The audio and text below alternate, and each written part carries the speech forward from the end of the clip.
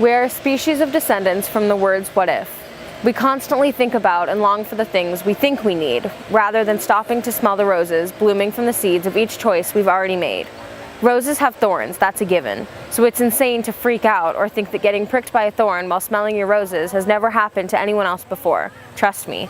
Don't go around tearing the petals off of the rose just because its thorn hurt you.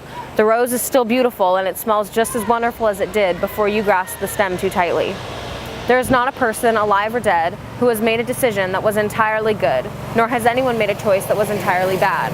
Life turns out however it turns out.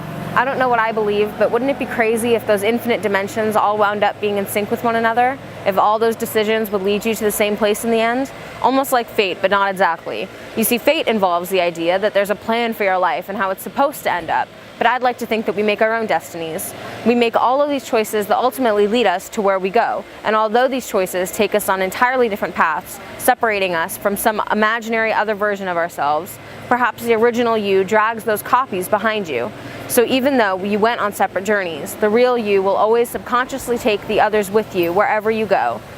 You plot your own fate with the compilation of what you do day after day, but maybe you'll always end up where the true person inside of you both needs and wants to be, no matter what. There is no other life for you. There is nothing that could have been. Therefore, stop trying to go back and change things. Smell the roses that are constantly being planted in every new moment your life brings. Keep in mind that those roses have thorns, and never forget that dissecting your decision will only leave you with a blood droplet on your finger.